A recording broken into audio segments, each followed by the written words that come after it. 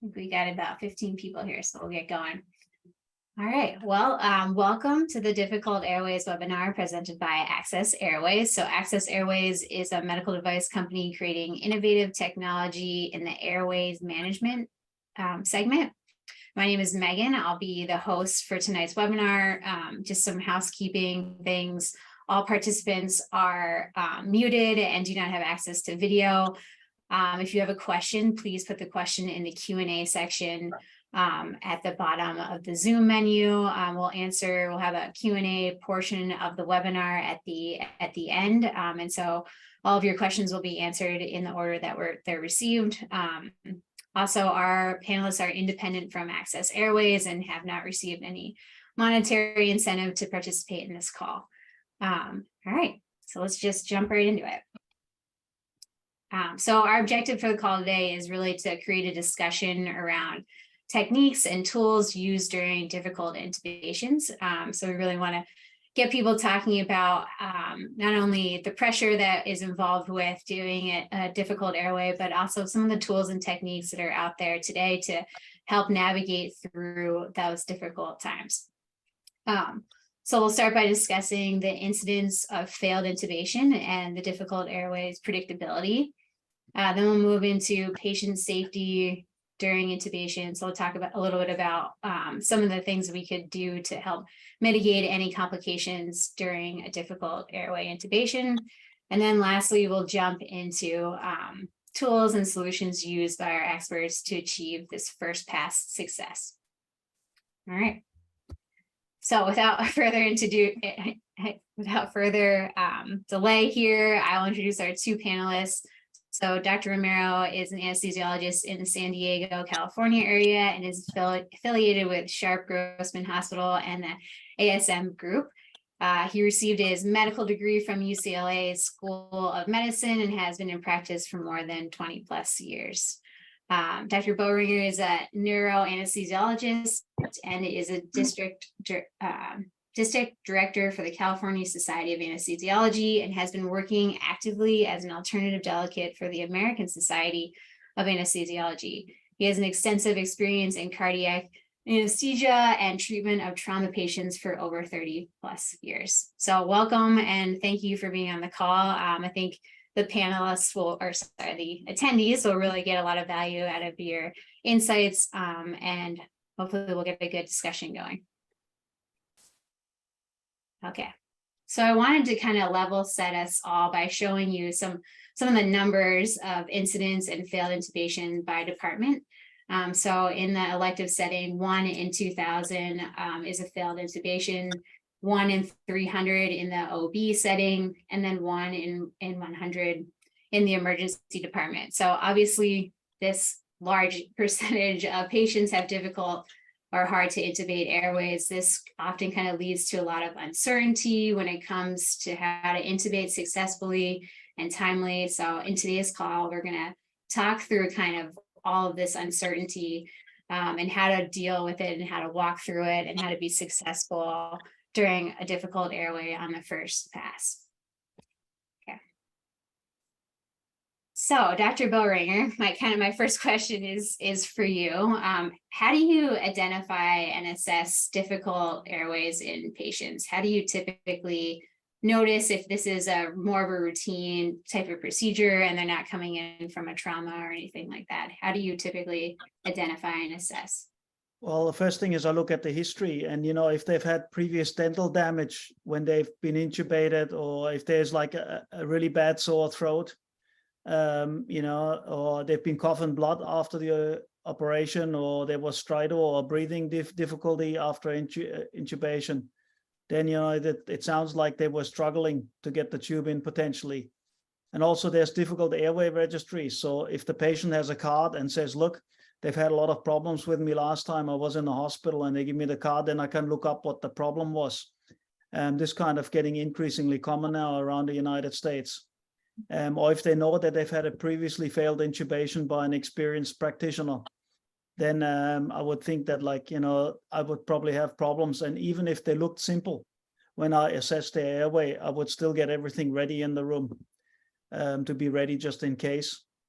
And on the physical exam, if they have limited mouth opening or a short thyromental distance or dentition, if they have a big overbite where the top incisors are more anterior than the bottom incisors, if they have limited neck motion, or if I touch their throat and their submandibular structures are all fibrosed down, most commonly due to recurrent bouts of radiotherapy to the neck, or if their neck is swollen, maybe they've got a dental abscess or something, or if they've got stridor, a hard time breathing in and out, especially breathing in, that would make me think that, they're going to be difficult to intubate and I need to get, advanced airway equipment in the room before I start sedating them.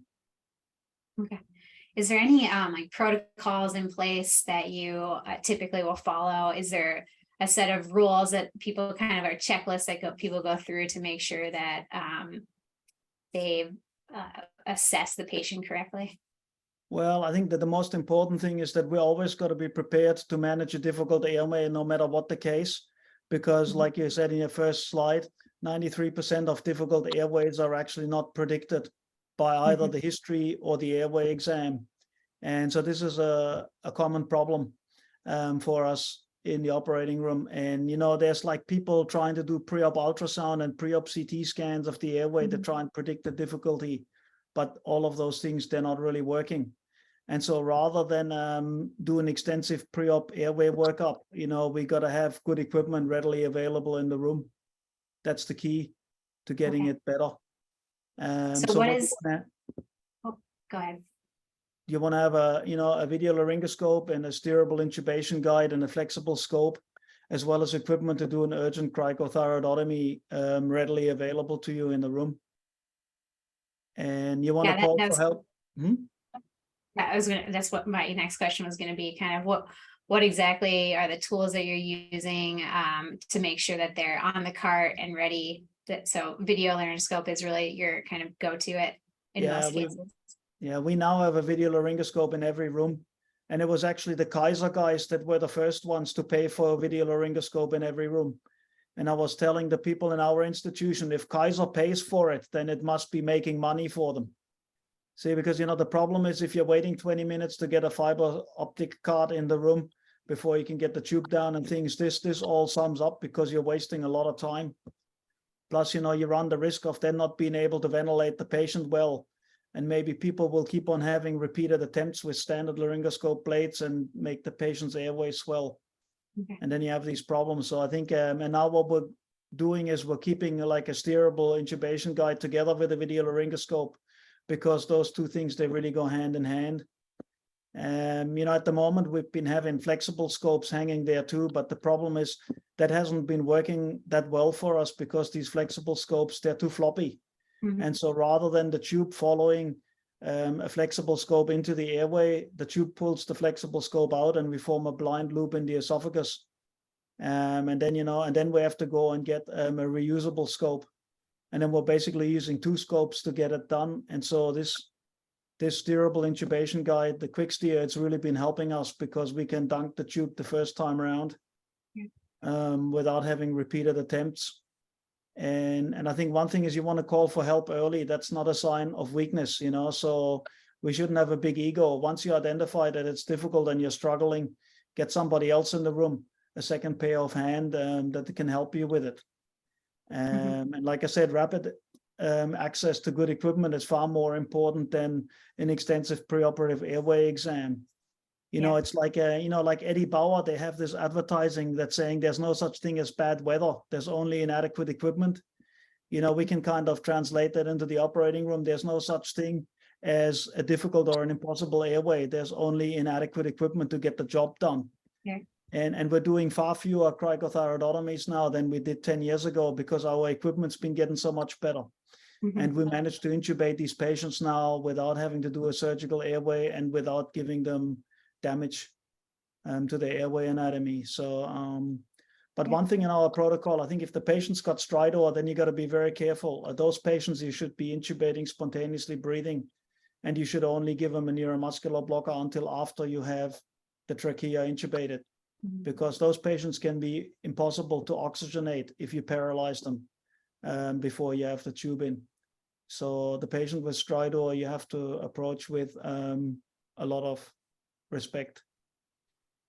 Great. And then, like we use a lot of dexmedetomidine for sedation during spontaneously breathing intubations, because it cuts down on the salivation, and it also reduces the risk of laryngospasm.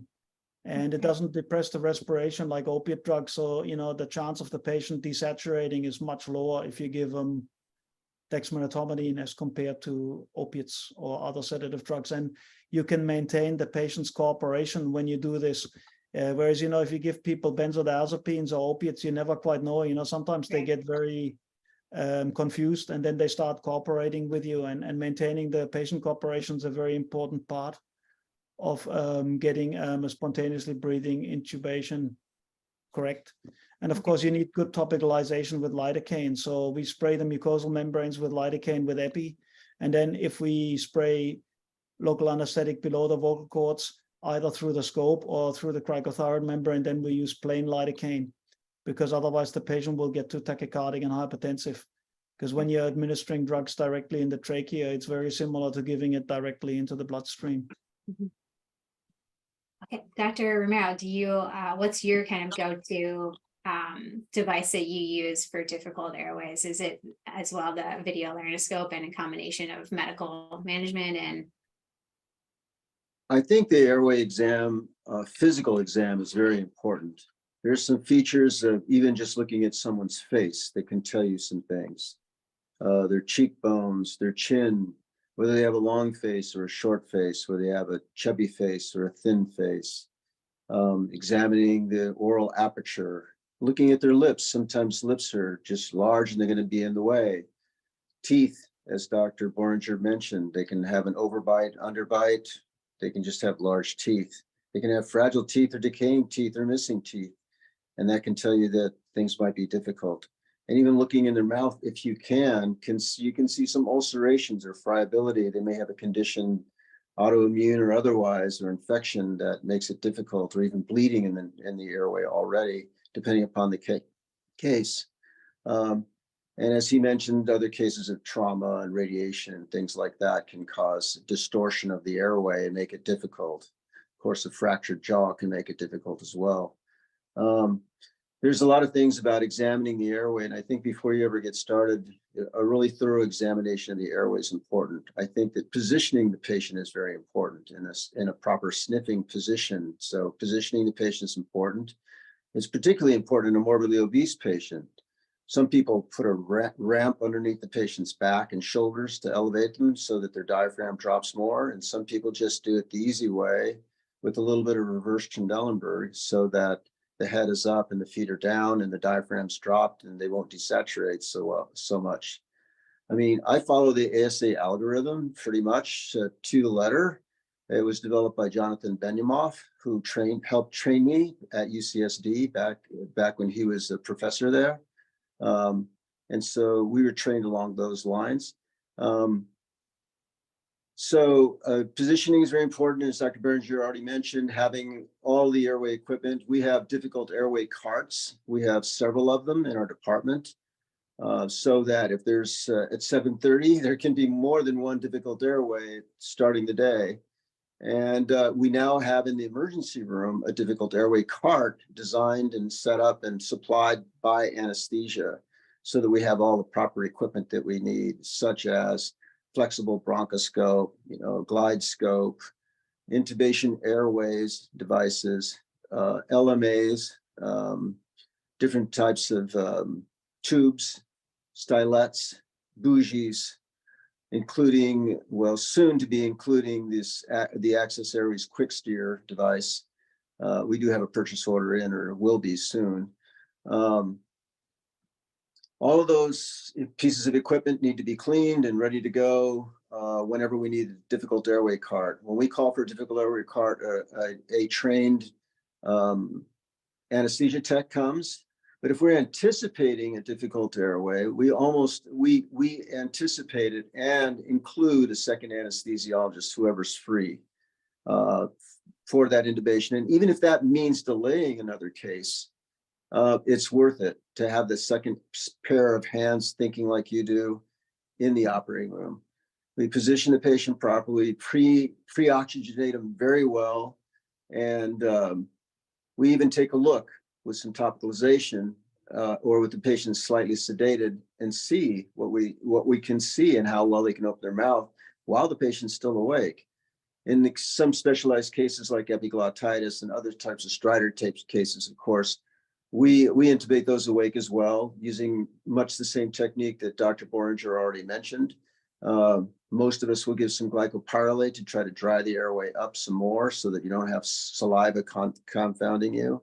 And in some cases where the airway is so bad, we will temporize and have an ear, nose, and throat doctor come, whoever's on call, and have them, they do hundreds of these a year. They do sometimes 20 or 30 nasopharyngoscopies a day in their offices. So we'll have them come and intubate the patient or assist us, at least be on standby. And at the same time, they're on standby in case of a cricothyrotomy it needs to be done, an emergency tracheostomy needs to be done. But we will have them standing by if necessary. We don't take any chances. Our group is privately insured by ourselves, by our own trust. So we take it to the next level. We always have an extra pair of hands. We always have, nearly always, at least at my hospital, we're different groups. We in a very difficult situation, we'll have an ear, nose, and throat specialist at hand. The ER, it's interesting, your statistics, the ER has actually gone to the extreme of having a code airway where an intensivist comes with bronchoscopic skill, and or anesthesia will come to the ER and assist them or actually perform the intubation for them when they are able to identify a difficult airway or if they get themselves in trouble. We have a code airway at our hospital. In any case, as Dr. Boehringer said, preparation, a very thorough examination, looking for traps and proper equipment, everything ready to go, including an LMA, lubed and ready to go, different size tubes, different devices, and then following the airway protocol, the ASA difficult airway protocol, I think is essential. And remember, the patient doesn't die from lack of tube, they die from lack of oxygenation. So as long as you haven't burned that bridge and the patient's either spontaneously breathing or you can bag, mask, ventilate them with some sort of airway device, oral airway, nasal airway, and or LMA, then you're probably not going to get in trouble by failing to intubate them. Failing to oxygenate is what kills.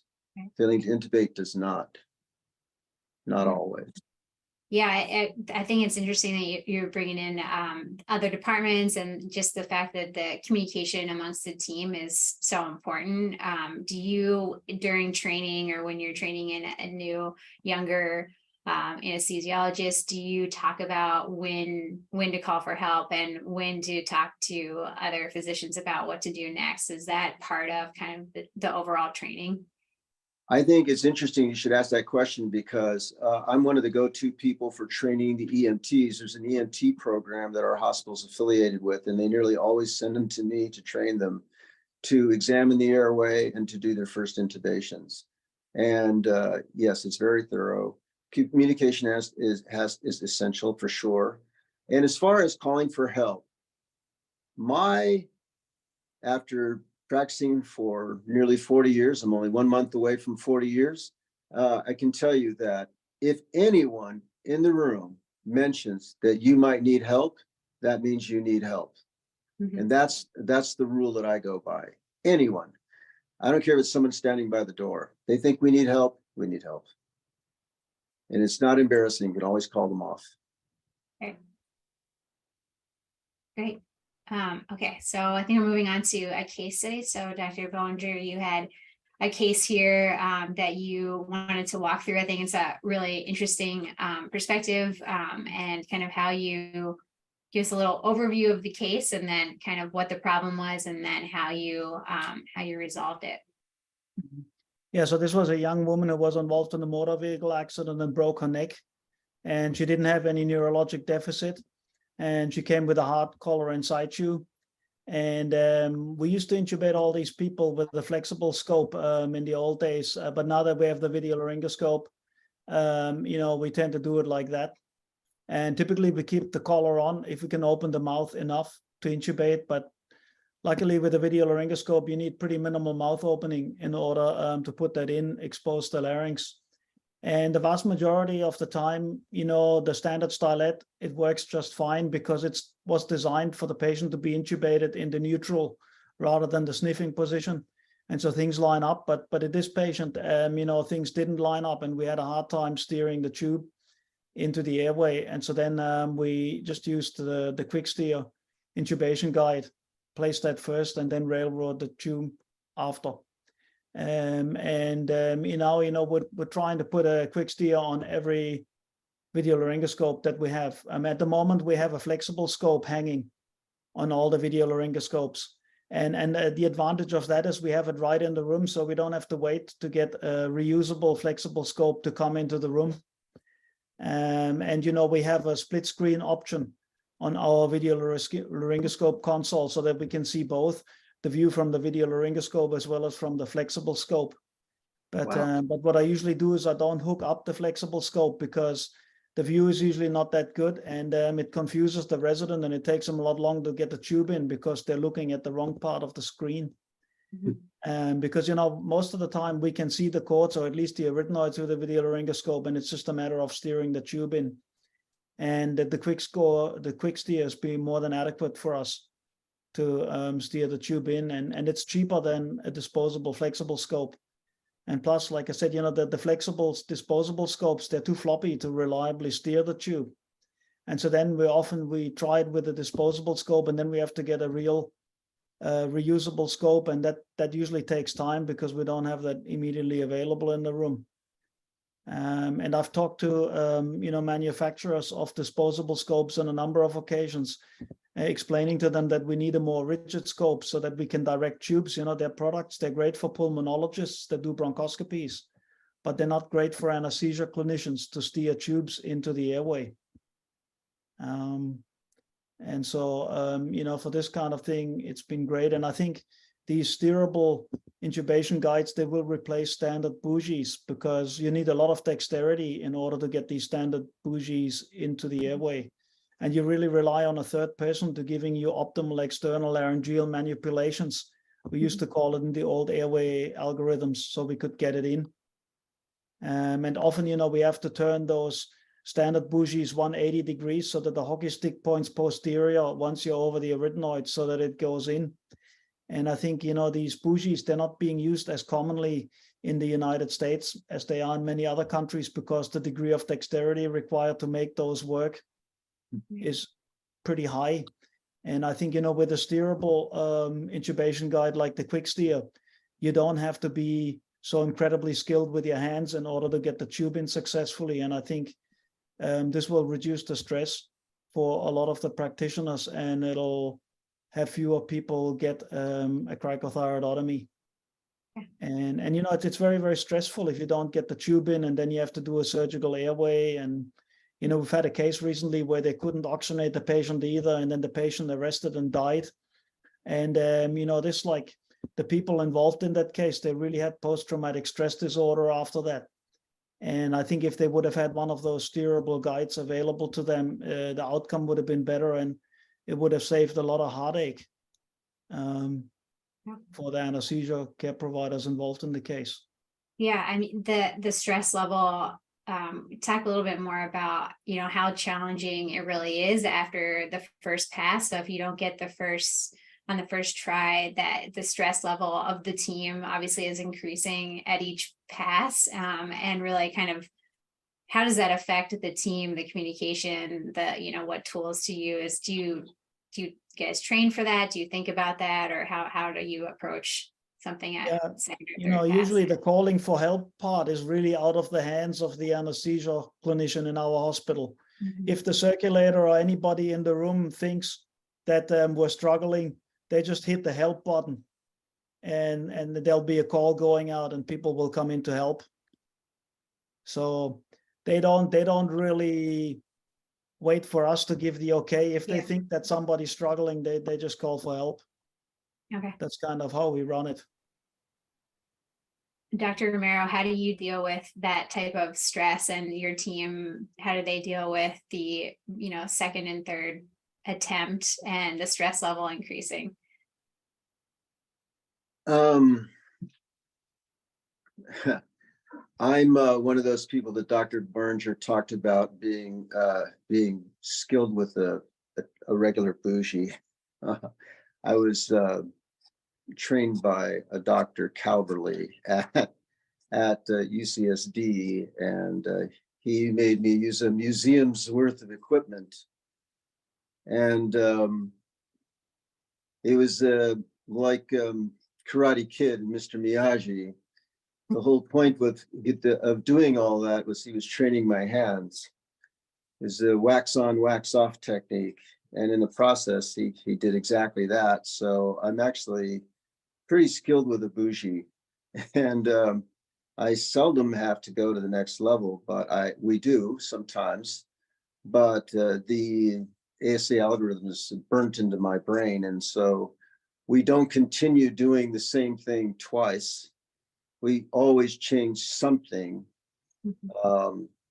There's at least one thing that we change that we find made the first attempt suboptimal. And so we progress with different devices. And also, like I said, we always ventilate in between attempts. And if the bag mask ventilation with an oral airway or nasopharyngeal airway is inadequate, we always have a LMA on an anticipated difficult airway. And if not, if it becomes difficult, there's a second thing. One of the first things we do is have a LMA of the appropriate size readied and looped up. And so that if there's any difficulty in ventilating the patient, we go straight to the LMA in between attempts.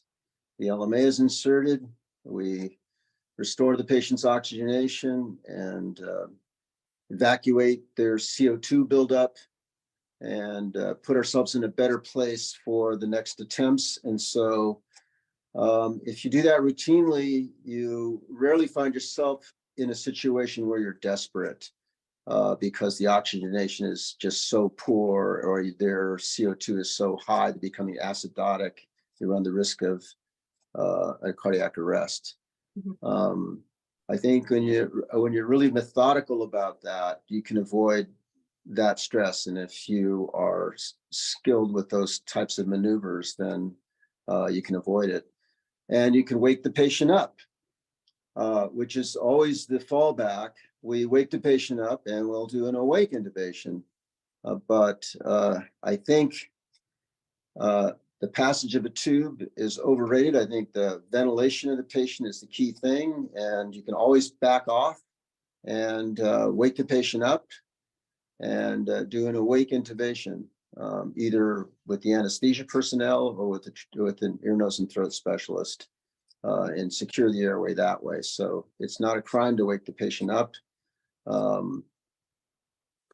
There are cases, I mean, if you work in a trauma center like Dr. Barringer does, there are cases where that's just not an option and you have to proceed and secure the airway somehow. And a surgical airway in a trauma hospital is a lot easier than a community hospital because you have trauma surgeons around, and they're adept at doing that sort of thing. So, and that's a life-saving maneuver when all else fails. But it's very rare for an LMA to fail completely at ventilating the patient. It's not an absolutely secure airway like we would like to have. An endotracheal tube is just the next level of securing the airway. So, but it is a very, very good temporizing measure and does buy time and avoids severe acidosis or hypoxemia in many cases. So, I don't know, maybe I'm just so far along in my practice that I don't often feel the stress of it all. But we have had lost airways in our hospital within the last year. I wasn't involved, but I know we have. Yeah, I think that this is a good segue into kind of our next section, which is patient safety during intubation. So how do you conduct an assessment for, we talked about obviously understanding looking at the patient and doing some assessment beforehand. Do you do any assessment after the first attempt? And if there's a failed attempt, do you reassess like kind of the next step? You said you don't really try the same thing again. Is there any type of one assessment or one technique that you do routinely after the first attempt? I think probably the most common thing that makes an otherwise routine intubation difficult is just head and neck positioning or positioning of the patient, or an improper sized oral airway or a mask that doesn't fit. It's usually one of those three things. And so those are things that are adjustable, that you can adjust. So taking a step back and looking at the patient's position, head and neck position, is probably the single most important thing that you can do. If you have someone giving you cricoid pressure, oftentimes they're too high in the neck and they're actually squeezing the larynx shut and making it impossible to see. So oftentimes that has to be talked about. Where is the cricoid if you want that pressure? Sometimes you want them pushing on the larynx, because what the glide scope does is look around the corner at the larynx, but the larynx is actually pretty mobile. And by pushing on the apex of the larynx, it can be brought into view very commonly and very easily. So if that's not being done, maybe that's what needs to be done on the second pass. In the old books, it was called optimal position of the larynx or pharynx or something like that. I don't remember what it is. I call it laryngeal pressure. There's two types of pressure: cricoid pressure and laryngeal pressure. And I call it a laryngeal press. So sometimes I need a laryngeal press just to assist me. And it's remarkable. It will change a class 4 view into a class 1 view of the larynx.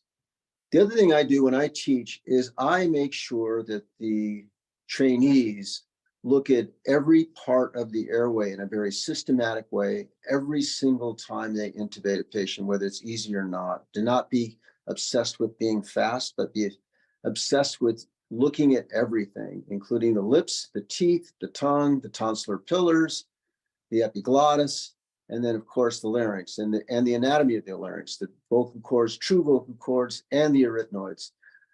And I make them do that routinely, because if they see those things and identify those things every single time, they'll never get lost in the airway. The only way to not see everything, if you're disciplined about looking at everything every single time, is if you're too far and you're in the esophagus. That's the only time you will not see one of those structures that I just mentioned. You'll be able to see some structure, and even being able to see just one arytenoid will tell you where you're at.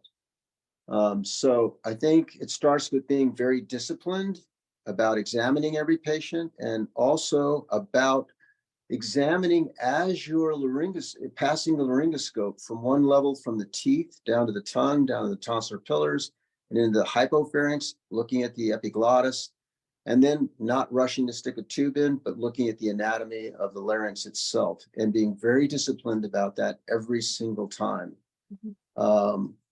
That removes a lot of stress, because if you do that routinely, you'll always know where you're at, and you'll always know where the pathology is, and you'll always know how to intervene at the next attempt if you failed at the first attempt. It will tell you a lot of information.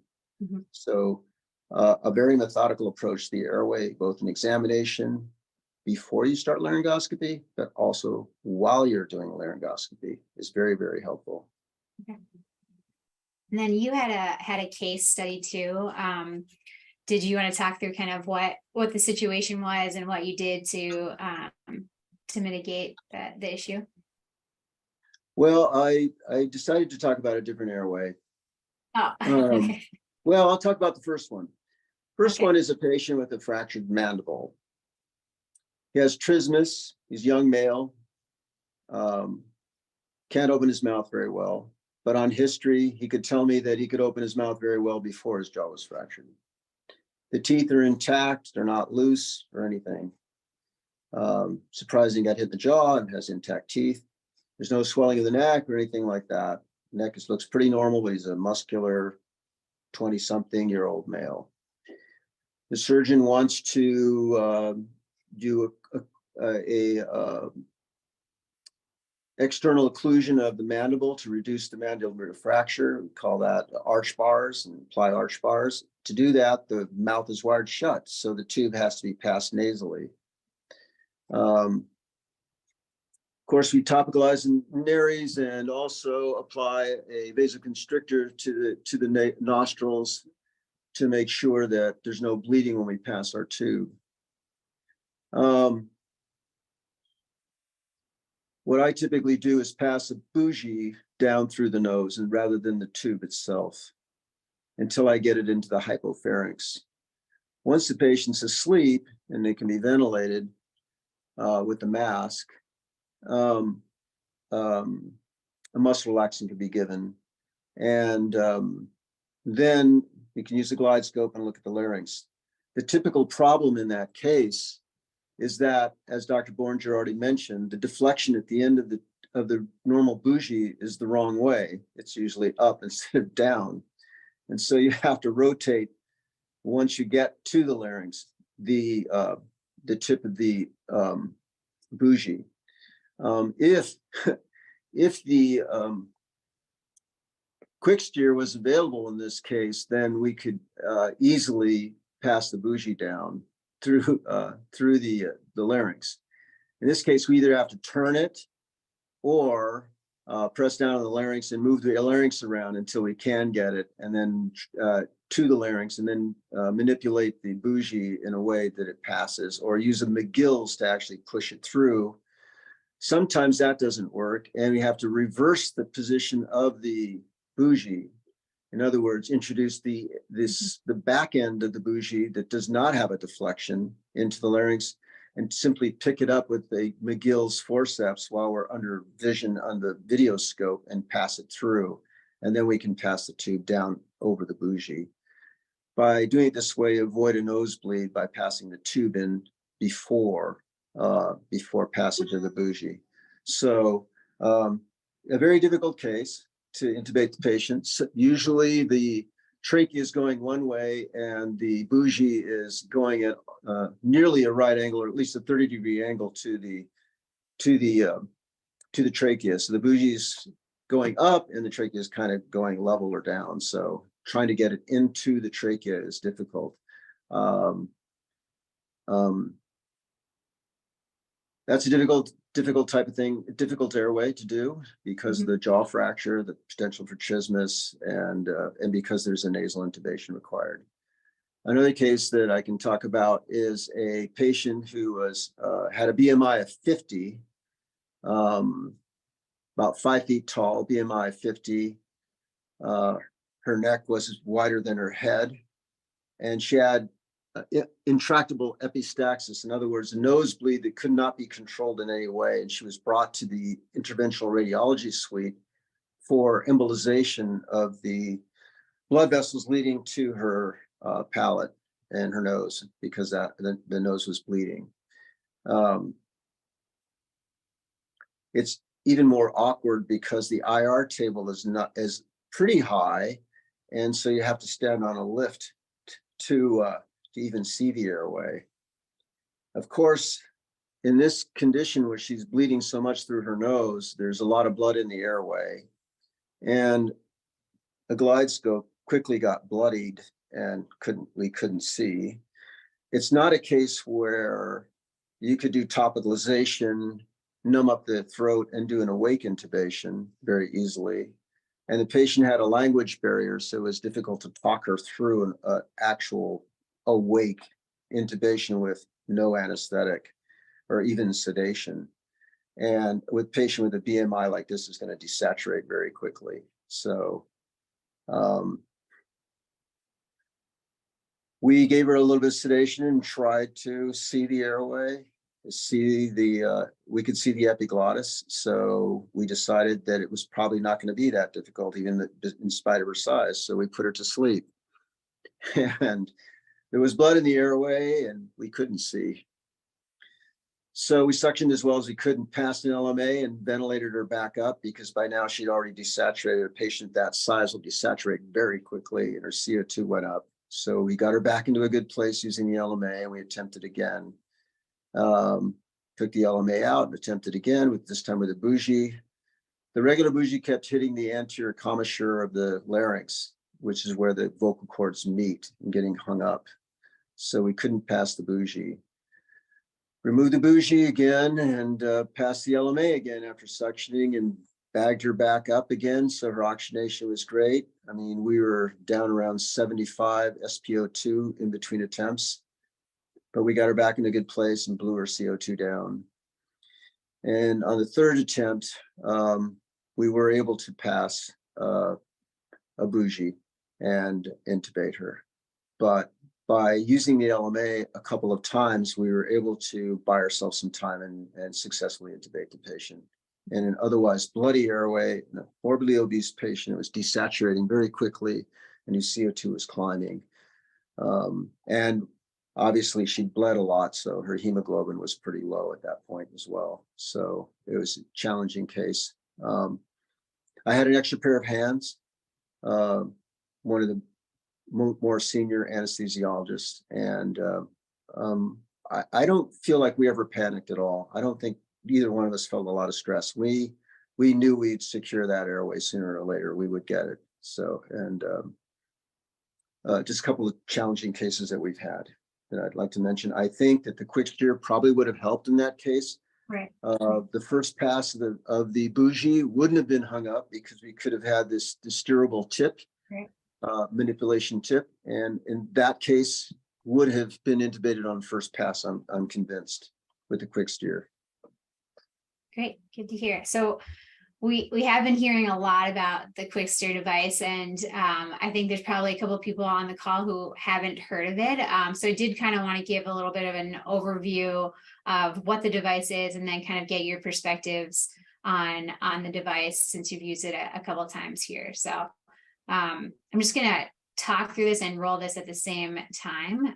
So we're not going to get too in the weeds here on the video, but sorry.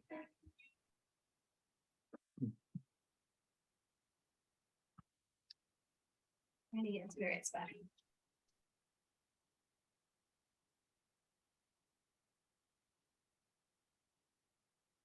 So you could just get a little bit better feel for what it is exactly.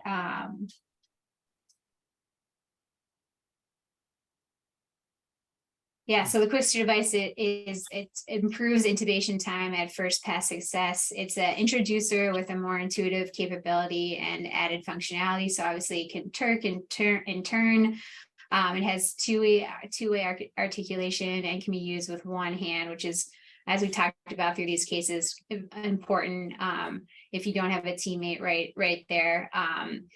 So it just helps provide more control during difficult intubation. So we talked a little bit too about the contraindications. So double lumen endotracheal tubes it does not work with, and then also through the nasal endotracheal tubes as well as contraindicated. So those are just a little bit more about it. And as you can see, there's the torquing and the twisting. And so I'd love to get kind of your perspectives on the device, since you've used it a couple of times. Dr. Goldringer, do you want to start? Yes, so it's been working very well for us. I think it'll probably replace the standard bougies in our hospital, because like I said, people need to have quite a lot of dexterity, and some people, they just don't have it. And this thing is much easier to use than a standard bougie, because you don't have to rotate it 180 degrees around, and you have the steerability. And I think because it's got sufficient internal rigidity, we can actually have the tube follow it into the airway, which is a big problem with the flexible scopes that we have available to us at the moment. And, this is not the first device of a steerable bougie that we've tried at our hospital. We've tried some other devices before, and they've always failed because they didn't have enough internal rigidity. And so we ran into this problem that rather than the tube following it into the trachea, the tube would pull the guide out of the trachea, and we end up with this blind loop in the esophagus. So I think, the internal rigidity of this device is very good, and it actually enables it to do what it's supposed to do. And in the vast majority of cases, we can actually see the arytenoids with a video laryngoscope. So we'll be able to intubate the vast majority of our patients now that we used to have to do with a flexible fibroscope before. So yeah, what type of devices do you typically pair it with? Do you use anything from a blade to a video laryngoscope, or where do you kind of start to use it? We've used it together with a standard Macintosh blade, with a video laryngoscope blade, and with even ENT Chevalier Jackson horseshoe type blades. I've used it in the ENT room with the ENT surgeon where they couldn't get the tube in. For certain things, they want to place the tube with their horseshoe shape Chevalier Jackson. Mm-hmm. And the problem is if the patients had a lot of radiotherapy and things, then we cannot adjust the airway angles by putting external pressure on the larynx. And this, because it's steerable, it really helped us out with that.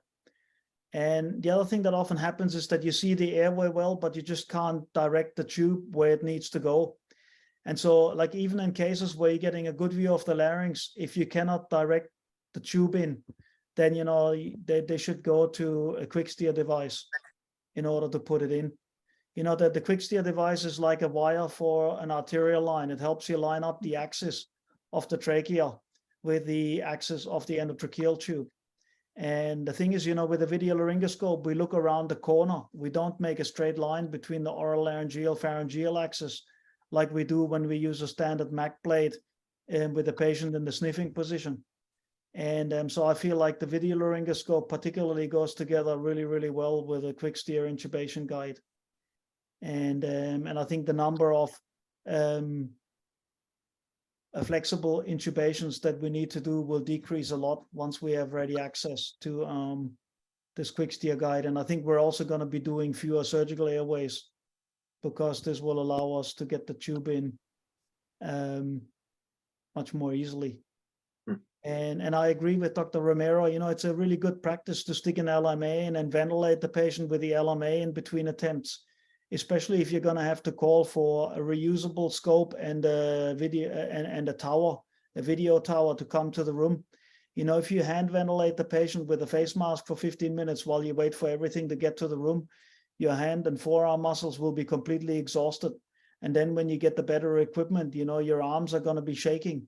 And everybody's going to think that they're shaking because you're anxious, but they're actually shaking because your muscles are exhausted from ventilating with a face mask for so long. So it's actually good practice if you need to wait to ventilate them through the LMA, so that you save your arms and your hands from being cramped up. And of course, another thing to think about is maybe you can wake the patient up and do a spinal, or maybe you can just stick an LMA in and do the case with an LMA rather than to intubate. Now, in many cases, that's not going to be an option. Like, the only way that you can do the operation is by actually intubating the patient.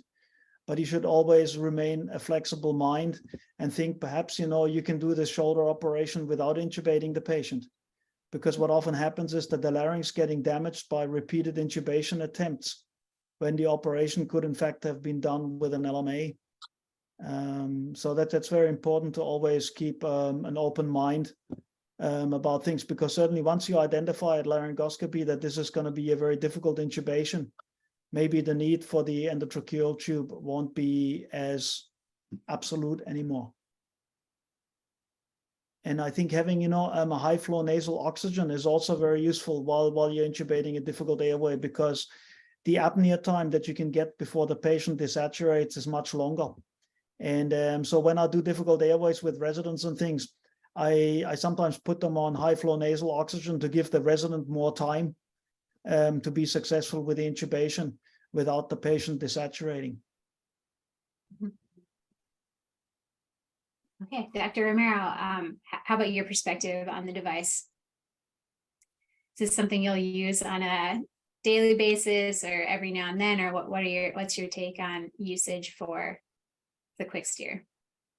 Our demographic is such that we have a large number of very obese patients. And this is a very useful device in our practice. I can't think of any room that doesn't have at least one semi-challenging case per day that requires intubation. And I can see, of course, the glide scope itself with its own stylet is very useful and improves the success rate tremendously. But I think it will not be very long in coming, or much time in coming, before the next attempt, if there is one, where the quick steer will be the device that's employed in the next steps. So I think it has a lot of usefulness, definitely has a place in every practice because the tip of this thing moves like a bronchoscope. It flexes and extends. Any other bougie is either straight or can only move in one, or it has a deflection in one direction. This one flexes and extends, so it's steerable. And the old Cook catheter, the real long Cook catheter that we used for double lumen tubes, typically if we needed a stylet, or even with the Bullard scope that we used to use, is, as Dr. Borger said, too floppy, doesn't have enough meat to it, and it can get pulled out by the advancement of the tube, pulled out of the airway, even though it's well within the airway. It's just too floppy, doesn't have enough rigidity to it. This seems to have enough rigidity. I'd like to see it have even more and be malleable, but as it is, it has enough flexibility, enough rigidity, and the fact that the tip moves like a bronchoscope can save a lot of money in terms of reusable bronchoscopes or disposable bronchoscopes, but also the time and expense it takes to sterilize a reusable bronchoscope that's not disposable. So this can minimize that. My fear is that it may be too successful and we may not ever do any bronchoscopic intubations and lose that skill, much like we've lost the skill of using regular laryngoscope blades like I use. And everyone has to have a glide scope and cannot intubate with the regular Mac 3 or 4 blade anymore. They have to use a glide scope. So these things, these advanced things, also have the downside of eliminating or making other valuable skills less necessary and less common, which means the practitioners lose their skills at doing these things. So I think it definitely has a place.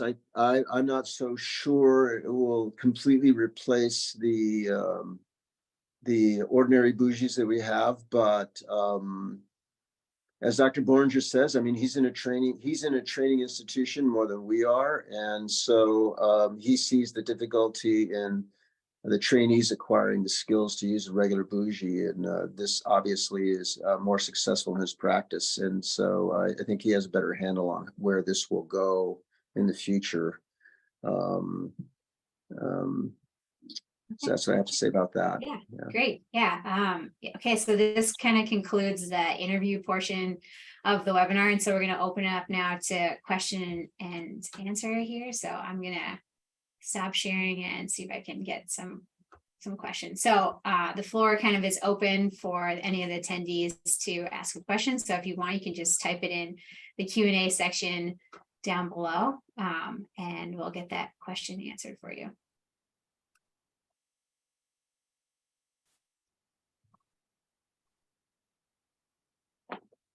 While we're waiting for the questions to come in, is there any kind of final thoughts from either of you on what to share or what to kind of expect in these difficult situations, and any kind of advice for maybe a newbie or a newer anesthesiologist that you would give in closing? I think the most important thing is to remain calm and call for help, especially if you're junior.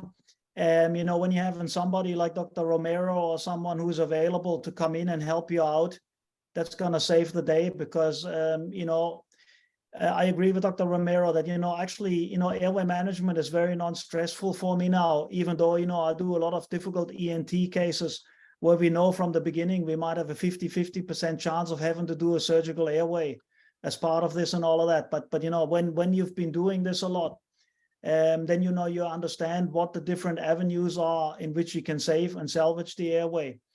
And so I think it's very important that hospitals support their junior staff with senior people coming in to give them a hand when things are difficult, because that's probably the thing that can remove the stress the most, is experience, and having somebody with experience help you get it done successfully. Great, thank you. Dr. Romero, do you have any closing thoughts here? I think that the approach to the airway, the examination, like I said before, in a very, very compulsive way, every single patient will help identify the difficult ones. But if you're cavalier about evaluating the airway each time, you'll never get to that level where it becomes routine to thoroughly examine the airway. And also, not only on the physical examination, but while the laryngoscopy is taking place, no matter how easy it is, to thoroughly examine the airway as you go. If you do that routinely, you'll never get lost. You'll always know where you're at. You'll be able to identify pathology, and you'll also be able to identify the confounding variables, such as position and everything else, that you can change. That will help. Also, as I like to echo what Dr. Berninger said about calling for help, even if of course, it's better if it's experienced help, but even if it's not experienced help, it's amazing how, if you are one step removed from the person who's under fire, how much more clearly that second person can think. For some reason, the stress level in that second person is not the same, and they can think a little more clearly than you can when you have your hands on the mask and you're struggling to intubate the patient or struggling to ventilate the patient. That second pair of hands, if they're trained or experienced, no matter what the experience level is, that person being slightly removed helps them think just a little more clearly than the person who's actually ventilating the patient. So I like to leave you with those things. Yeah, I think that's great. You guys gave both really great advice. We did have one question come in. This one is from Sharon. He says, how often do you see challenging intubations in a week? So how often are you getting into these situations where you have to kind of think outside the box? It's every day. Every We see them nearly every day, and definitely every week. In our practice, we have a socioeconomically, our hospital is kind of a county hospital of sorts, and it's a unhealthy county type population that are the majority are obese or morbidly obese. We see a high incidence of sleep apnea patients who are undiagnosed, and also those that are diagnosed. So we see it very, very often. So, and I like to say that it's really not thinking out of the box. There is definitely an algorithm that follows for all of this. And if you can run through the algorithm in your mind every single time, when you are confronted with an unexpected difficult airway, that algorithm is like the back of your hand, and you will just not forget it. So it's I think also doing some teaching, whether it be to your circulator or whoever else is in the room, will help reinforce that whenever you can teach. And that's probably why Dr. Berninger has has it emblazoned in his mind, what all the steps are and how to evaluate an airway. He's teaching all the time. I teach as well, the EMTs who are absolutely raw and have very little medical knowledge or experience. So I have to walk them through everything from the beginning. I think that helps me as well. So anyone who has the opportunity to teach, take it. It will help you more, probably more than it will the trainee. Great. Yeah, I think that's great advice. Dr. Boehringer, how often are you? Yeah, pretty much on a daily basis too. I often cover 4 nurse anesthetists at the same time. And my institution, a common reason why they refer people to our hospital is because they had a failed airway at another hospital. And so we also have a lot of sleep apnea. We got a very active bariatric center too. So we do a lot of gastric bypass surgeries. And so I understand what Dr. Romero is talking about. And because you have this issue where not only are people hard to intubate potentially, but they're also hard to oxygenate with a face mask once they become apneic. And so then the stress level is a lot higher. And you really can't rely on a surgical airway in a morbidly obese patient to get you out of problems, because the time it takes to do a cricothyroidotomy in a morbidly obese patient is much, much longer than in a skinny patient who's got a neck cancer. So, it's kind of a more high risk situation. And certainly every ENT list that I do, there's somebody that's impossible to intubate with a standard laryngoscope.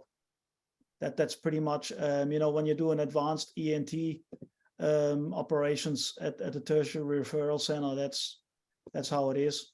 And so, you always hope that they don't take the tracheostomy out when they bring them back, but often they do, because they want to see you struggle and see how well you can use your advanced airway equipment.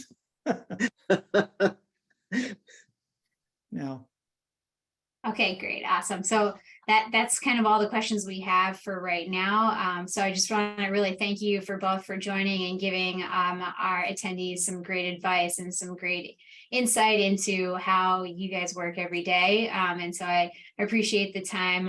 If anybody on the call wants to learn more about the quick steer, please visit the website at accessairways.com, or you can also find us on LinkedIn. So go ahead and type in Access Airways to the search function in LinkedIn and follow us along. So again, thank you for your time. It was really great to hear about your experience and to kind of understand a little bit deeper into when to use the quick steer and how to use it. So appreciate all the advice and the time. So thank you. That concludes the webinar. So thank you very much. Yep. Thank you. Thank you for having us. Thank you very much for all your insights, Dr. Romero. That was very, very educational for me too. Thank you. I'd like to exchange ideas with you sometime as well. So my email is available to you, and Okay. I would welcome any communication with you.